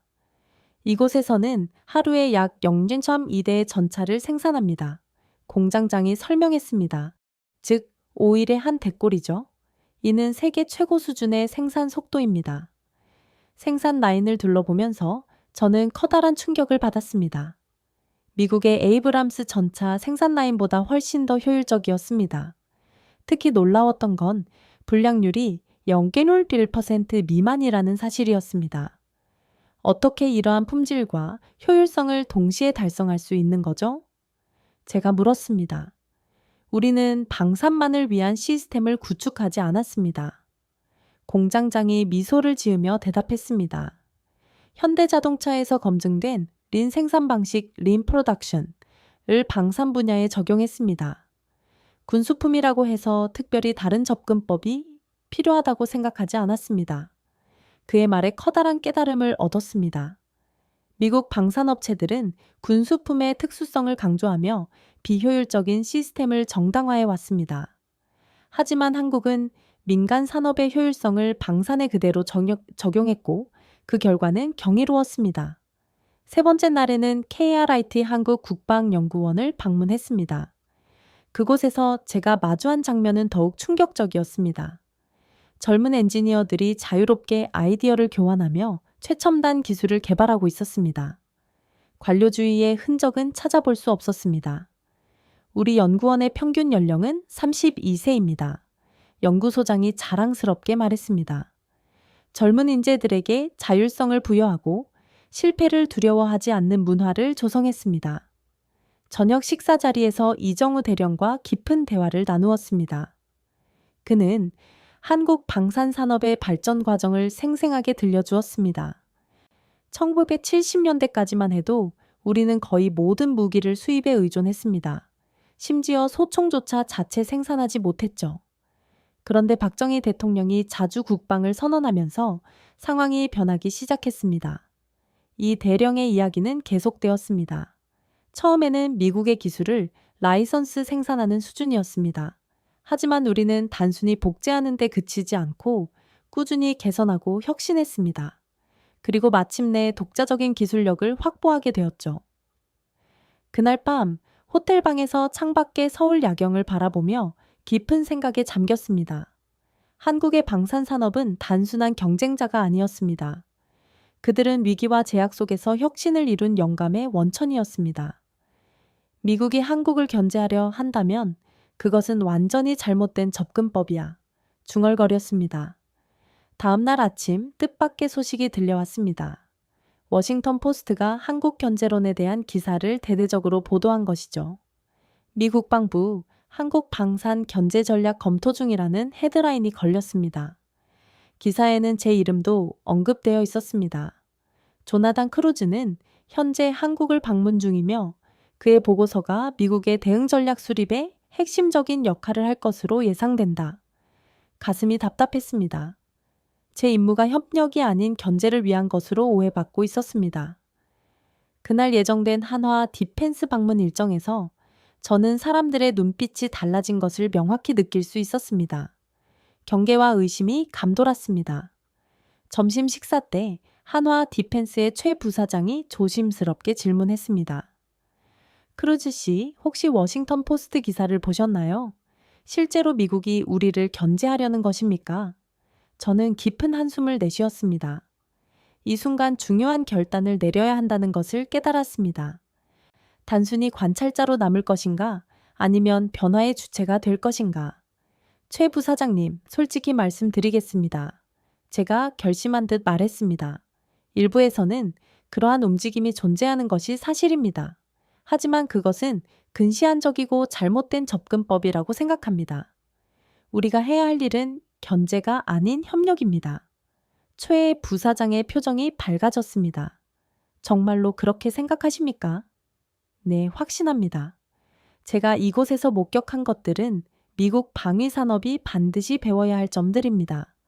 우리가 서로 경쟁하는 동안 중국과 러시아만 이득을 볼 뿐입니다. 그날 저녁, 저는 워싱턴에 긴급 보고서를 송부했습니다. 제목은 한국 방산 산업과의 전략적 협력, 미국의 새로운 기회였습니다. 보고서에서 저는 한국 견제가 아닌 협력을 통해 양국이 모두 이익을 얻을 수 있는 방안을 구체적으로 제시했습니다. 호텔방에서 밤늦게까지 작업을 마친 후 창가에 서서 서울의 불빛을 바라보았습니다. 제 보고서가 어떠한 변화를 가져올지는 알 수 없었지만 한 가지는 확실했습니다. 저는 옳은 일을 하고 있었습니다. 이것이 미래를 위한 올바른 길이다. 저는 다시금 결심했습니다. 견제가 아닌 협력, 그것이 우리 모두에게 더 나은 미래를 가져다 줄 것이다. 다음 날 아침 이정우 대령에게 전화를 걸었습니다. 대령님, 제가 결정을 내렸습니다. 단순히 조사만 하는 것이 아니라 양국 방산산업의 협력을 위해 적극적으로 나서고 싶습니다. 저를 도와주실 수 있겠습니까? 이 대령의 목소리에서 기쁨이 느껴졌습니다. 물론입니다. 크루즈 씨, 제가 할 수 있는 모든 지원을 아끼지 않겠습니다. 이제 저는 단순한 관찰자가 아닌 변화의 주체가 되기로 결심했습니다. 미국과 한국 방산산업의 새로운 미래를 위해 저의 모든 경험과 지식을 쏟아붓기로 했습니다. 그것이 양국 모두를 위한 진정한 승리의 길이라고 확신했기 때문입니다. 한국에서의 마지막 일정이 다가오고 있었습니다. 이제 저는 단순한 조사자가 아닌 양국 방산협력의 가교 역할을 자처하고 있었습니다. 한국 국방부는 제 변화된 태도에 적극적으로 화답했습니다. 마지막 이틀간 특별 일정을 준비해 주었습니다. 크루즈 씨, 내일은 우리의 미래기술연구센터를 방문하실 예정입니다. 이 대령이 일정표를 건네주었습니다. 일반적으로 외국인에게는 공개하지 않는 곳이지만 당신을 신뢰하기로 결정했습니다. 다음 날 아침 우리는 대전에 위치한 한 연구단지로 향했습니다. 외부에서 보기에는 평범한 건물이었지만 내부는 완전히 달랐습니다. 미래 전장을 위한 최첨단 기술들이 개발되고 있었습니다. 연구소 책임자인 김 박사가 저를 맞이했습니다. 크루즈 씨, 오늘 보시게 될 기술들은 아직 시제품 단계입니다. 하지만 이것이 10년 후 전장의 모습을 근본적으로 변화시킬 것입니다. 첫 번째로 목격한 것은 무인 전투 시스템이었습니다. AI가 탑재된 무인 차량과 드론이 서로 연계하여 작전을 수행하는 시뮬레이션이었습니다. 놀라운 점은 이 시스템이 GPS가 차단된 환경에서도 완벽하게 작동한다는 것이었습니다. 이건 믿을 수 없을 정도군요. 제가 감탄했습니다. 미국에서도 이러한 수준의 통합 시스템은 아직 개발 중입니다. 김 박사가 미소를 지었습니다. 우리는 미국의 기술력을 매우 존중합니다. 다만 접근 방식이 다를 뿐이죠. 우리는 처음부터 시스템 통합을 염두에 두고 개발했습니다. 다음으로 본 것은 더욱 충격적이었습니다. 양자 센서를 활용한 스텔스 탐지 시스템이었습니다. 이 기술이 완성되면 현존하는 모든 스텔스 기술을 무력화할 수 있을 정도였죠. 이 기술은 아직 초기 단계입니다만 5년 내에 실전 배치가 목표입니다. 김 박사의 설명에 저는 할 말을 잃었습니다. 점심 식사 중에 이정우 대령이 조심스럽게 물었습니다. 크루즈 씨, 오늘 목격한 것들에 대해 어떻게 생각하십니까? 솔직히 말씀드리자면 충격받았습니다. 제가 대답했습니다. 한국의 기술력이 이 정도일 줄은 몰랐습니다. 특히 시스템 통합 능력은 미국보다 앞서 있다고 생각합니다. 그래서 말입니다. 이 대령이 목소리를 낮추었습니다. 우리 정부는 미국과의 공동 연구 개발을 제안하고 싶어 합니다. 서로의 강점을 결합한다면 그 시너지 효과는 상상 이상일 것입니다. 그의 제안에 깊이 숙고했습니다. 정치적으로는 민감한 문제였지만 기술적으로는 완벽하게 합리적인 의미가 있었습니다. 미국의 기초과학 연구력과 한국의 시스템 통합 능력이 결합된다면 중국이나 러시아와의 기술 격차를 더욱 벌릴 수 있을 것이었습니다. 제가 국방부에 강력히 추천하겠습니다. 결심한 듯 말했습니다. 마지막 날 예상치 못한 인물과의 만남이 있었습니다. 한국 국방부 장관이 직접 저를 초대한 것이죠. 서울의 한 한정식 식당에서 비공식적인 만찬이 마련되었습니다. 크루즈 씨, 귀중한 시간을 내주셔서 감사합니다. 장관이 말했습니다. 당신의 보고서가 워싱턴에 큰 영향을 미칠 것으로 알고 있습니다. 제가 할 수 있는 최선을 다하겠습니다. 하지만 정치적 현실은 복잡합니다. 제가 솔직하게 대답했습니다. 장관이 고개를 끄덕였습니다. 물론 이해합니다. 하지만 기억해 주십시오. 우리는 경쟁자가 아닌 동맹입니다. 과거 70년간 그래왔듯이 앞으로도 함께 나아갈 것입니다. 그의 진심 어린 말에 깊은 감동을 받았습니다. 미국과 한국의 동맹은 단순한 군사적 협력을 넘어 깊은 신뢰와 우정에 기반하고 있었습니다. 워싱턴으로 돌아가는 비행기 안에서 저는 최종 보고서를 완성했습니다. 제목은 한미 방산 협력의 새로운 패러다임이었습니다. 보고서에서 저는 경쟁이 아닌 상호 보완적 협력 관계를 구축해야 한다고 강력히 강조했습니다. 특히 세 가지 핵심 제안을 담았습니다. 첫째, 한미 공동 연구센터 설립. 둘째, 통합 무기 체계 개발. 프로젝트 착수. 셋째, 제3국 시장 공동 진출 전략 수립이었습니다. 이 제안들이 실현된다면 양국 모두에게 윈윈이 될 것이라 확신했습니다. 워싱턴에 도착한 다음 날 국방장관이 직접 저를 펜타곤으로 호출했습니다. 회의실에는 주요 방산업체 CEO들과 고위군 관계자들이 모여 있었습니다. 조나단, 당신의 보고서를 모두가 읽었습니다. 장관이 시작했습니다. 솔직히 말해 처음에는 회의적인 반응이 많았습니다. 하지만 당신이 제시한 데이터와 분석은 도저히 무시할 수 없었어요. 회의실 분위기는 긴장되어 있었습니다. 변화는 항상 저항을 초래하는 법입니다. 저는 크루즈 씨의 제안을 전폭적으로 지지합니다. 예상치 못하게 로키드 마틴의 CEO가 발언했습니다. 우리가 한국과 경쟁하는 동안 중국은 빠르게 따라오고 있습니다. 협력이 유일한 나션 해결책입니다. 그의 지지 발언 이후 분위기가 변화하기 시작했습니다. 다른 CEO들도 하나둘 동의의 뜻을 표했습니다. 좋습니다. 장관이 결론을 내렸습니다. 크루즈 씨의 제안을 바탕으로 한미 방산 협력 강화 계획을 수립하겠습니다. 조나단, 당신이 이 프로젝트를 이끌어주기를 바랍니다.